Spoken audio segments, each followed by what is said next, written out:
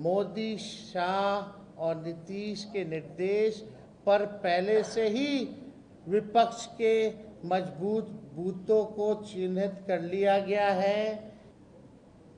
ये लड़ाई बिहार की जनता और प्रधानमंत्री के बीच है। एक लौता चुनाव केवल बिहार में, कम से कम अब तो आके जवाब दे दीजिए बॉस। मिस्टर इंडिया मत बनिए आप।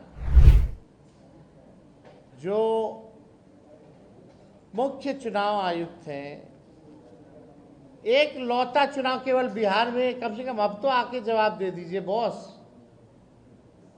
मिस्टर इंडिया मत बनिए आप। आइए और सीधे जवाब दीजिए। अगर आपकी इंटेंशन ठीक है तो पॉइंट टू पॉइंट हमारे सवालों का जवाब दीजिए, शंकाओं और शिकायतों का जवाब दीजिए। बिहार में 90% लोगों का मानना है कि चुनाव आयोग ने विशेष गहन परीक्षण के नाम पर मोदी, शाह और नीतीश के निर्देश पर पहले से ही विपक्ष के मजबूत बूतों को चिन्हित कर लिया गया है कि किस बूथ, किस विधानसभा से कितने वोट काटने हैं और उनके मजबूत वोटों में कितने जोड़ने हैं। अब सवाल ये खड़ा होता है कि ये तो असंभव काम है। जो प्रक्रिया इतनी जटिल है, कन्फ्यूजन इतना है, लोगों को इसमें एंगेज कर देंगे, लोगों को इधर डाइवर्ट कर देंगे कि लोग इधर ही उलझा रहे, फिर बाद में बोलेंगे कि ये प्रक्रिया को ही बंद किया जाता है। हो सकता है कि पहले से ही जो इनको काम करना है अपने आकाओं के निर्देशों पर, वो पहले ही जो, क्योंकि आजकल तो बूथ का लिस्ट मिल ही जाता है ना भाई, कहाँ कौन बूथ पे आरजेडी जीतती रही है, कौन बूथ पे बीजेपी जीतती रही है, पहले से ही लोग काम कर करके अपना बैठा होगा। अरे केवल आई वॉश है। तो हम लोग सचेत लोग हैं, अचेत लोग उधर हैं, बिहार अलर्ट है, हम लोग टाइट हैं, तभी ना ये सब हो रहा है। ग्राउंड रिपोर्ट तो मिलता ही होगा इन लोगों को। तो हम कहना चाहते हैं कि हमारे पास 2014 वाली भी सूची है और जनवरी माह में जो इन लोगों ने पब्लिश किया था, प्रकाशित लेटेस्ट जो सूची, वो भी हम लोगों के पास है। वो चुनाव आयोग द्वारा ही बनाई गई है। उसी सूची के दम पर केंद्र में ये सरकार चुनी गई है। हम कैसे सतर्क हैं ये पता चल जाएगा, लेकिन इनकी गुंडागर्दी हम लोग चलने नहीं देंगे। हम लोग को पहले से ही पता था कि कुछ ना कुछ करेगा। इन लोगों को नहीं लग रहा था कि इतना सचेत ही लोग रहेगा। अब पिछले बार 20 में भी यही लग रहा था, ये लोग कुछ तैयारी नहीं होगी तेजस्वी की।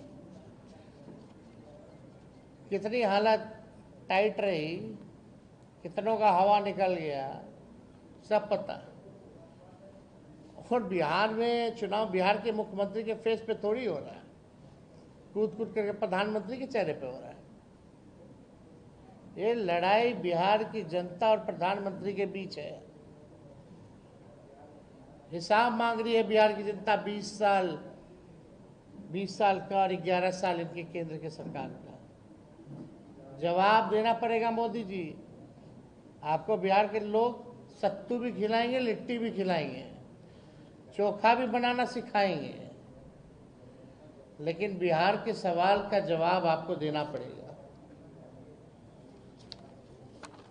अब हमारी कुछ मांगे हैं, अब बहुत ही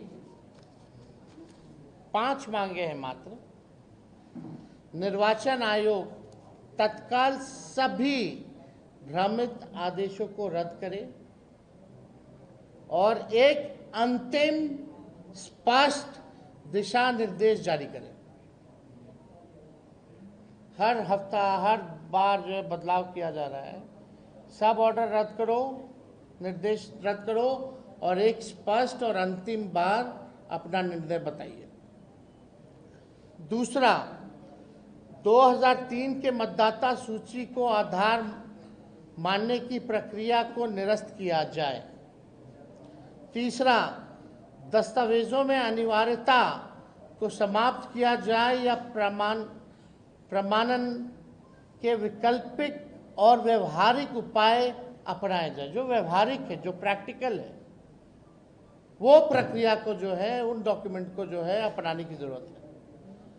और चौथा, एक सर्वदलीय बैठक बुलाकर पुनरीक्षण प्रक्रिया को पुनः नियोजित किया जाए। हम चाहते हैं ऑल पार्टी के लोगों की जो है बैठक इसमें बुलाई जाए। पांचवा, इस पूरे मामले की न्यायिक निगरानी या संसदीय जांच कराई जाए। ये बहुत 5 प्रैक्टिकल मांगे हैं और हमको नहीं लगता इन मांगों को मानने में चुनाव आयोग को कोई दिक्कत होगी।